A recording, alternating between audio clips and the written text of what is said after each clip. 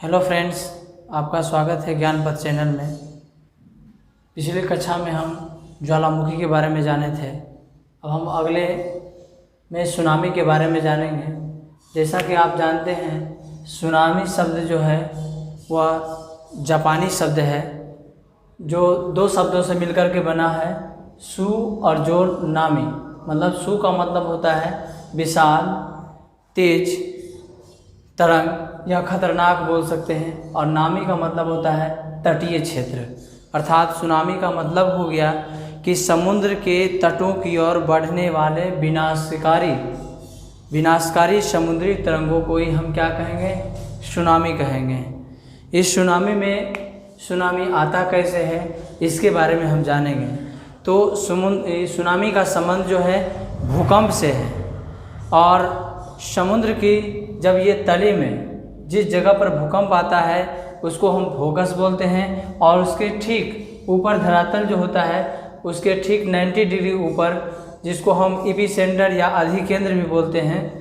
तो जब यह समुद्र के अंदर जब यह भूकंप आता है तब ये इस तरह से चारों बगल फैलते हुए, और समुद्र की तली में जब भूकंप आता है तो समुद्र की तली में ये कंपन होने लगता है, और कंपन होते होते क्या होता है कि कंपन होने के साथ ही यह तटों की ओर, ये लहरें जो होती है तटों की ओर चल पड़ती है धीरे धीरे।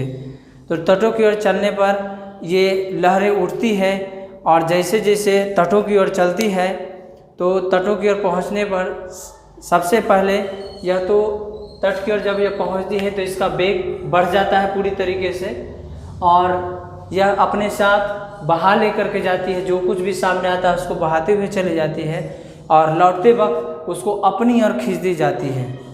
तो ये सुनामी की में हम जानेंगे कि समुद्री तरंगे जो होती है, समुद्री तरंगे की आवृत्ति और आयाम जो होती है वह ऊंचा नहीं होता है, क्योंकि समुद्र के क्षेत्र में जब आप जहाज़ से कहीं यात्रा कर रहे होते हैं और बीच समुद्र में होते हैं, तब उस वक्त अगर सुनामी आता है तो आपको ये सुनामी पता भी नहीं चलेगा कि सुनामी आया या नहीं आया।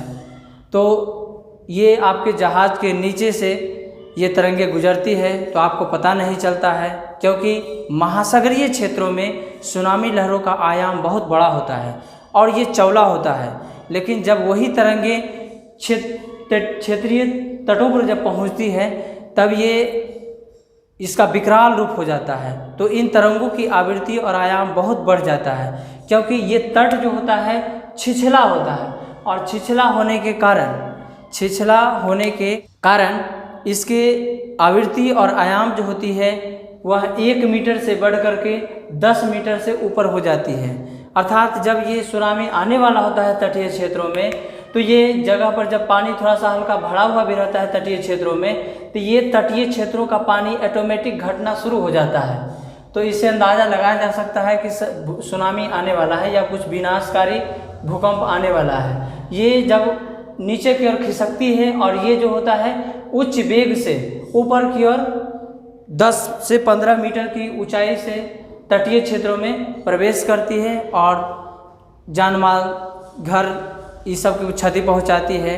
और ये जो समुद्री सुनामी जब आता है तो समुद्री जल नमकीन होता है, तो ये नमकीन जल जो है खेती करने योग्य भूमि में जब प्रवेश करता है तो वहाँ की मिट्टी की संरचना को दीर्घकाल तक परिवर्तन कर देती है।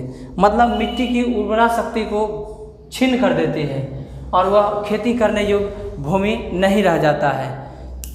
और हम इसमें जानेंगे कि समुद्र की तली में भूकंप की तीव्रता पता लगाने वाला जो यंत्र होता है उसको हम सोनामीटर बोलते हैं, और ये डॉट जो होता है वह डॉट दो माध्यमों, यही सोनामीटर, और दूसरा सिग्नलिंग एंड कम्युनिकेटिंग उपकरण जो कि भूकंप से प्रभावित होने वाले क्षेत्रों को सूचना भेजती है। पहले ये डॉट जो होता है ये इसका काम होता है भूकंप की तीव्रता को अति करता है, और दूसरा काम इसका होता है सिग्नलिंग एंड कम्युनिकेटिंग उपकरण का, जो कि भूकंप जो कि भूकंप से प्रभावित होने वाले क्षेत्रों को सूचना देती है। ये दोनों जो होता है डॉट के माध्यम से सुनामी वार्निंग सेंटर, ये सुनामी वार्निंग सेंटर से जुड़ा होता है। कौन? सुनामीटर और सिग्नलिंग एंड कम्युनिकेटिंग उपकरण।